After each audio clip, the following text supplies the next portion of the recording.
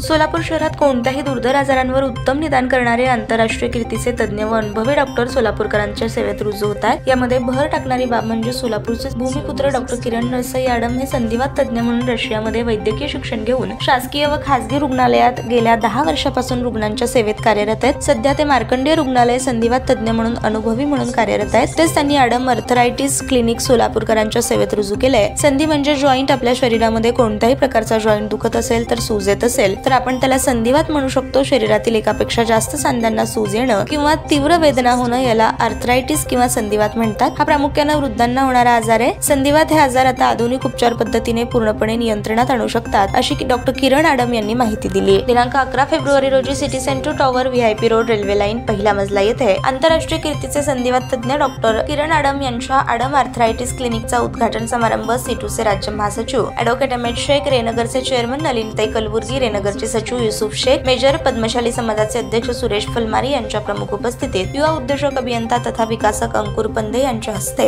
करण्यात आलं। यावेळी डॉक्टर किरण आडम यांना पुढील कार्यास शुभेच्छा देत सर्वांनी अभिनंदन व्यक्त केलं। त्या जाहिरातीमध्ये MBBS होण्याकरता रशियाला स्वस्तामध्ये तुम्हाला शिकवण्याचं साधन आहे म्हणून आम्ही संपर्क साधला। रशियाला पाठवला नाही, पाठवायचं खर्च बँकेने केलं। 6 वर्ष त्या ठिकाणी राहिला, उत्तम मार्क घेऊन भारतात आला। दिल्लीमध्ये जाऊन त्या पद्धतीनं त्यांनी MBBS ची परीक्षा दिली आणि इथं प्रॅक्टिस करायला केंद्र सरकार आणि राज्य सरकारची परवानगी मिळाली।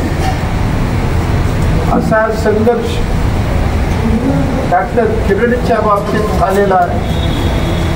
त्याची अपेक्षा आहे माझी OPD सुरू झालं पाहिजे।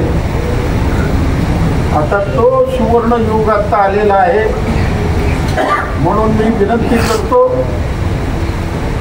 आमचे जिवलग मित्र याने 30,000 घराचं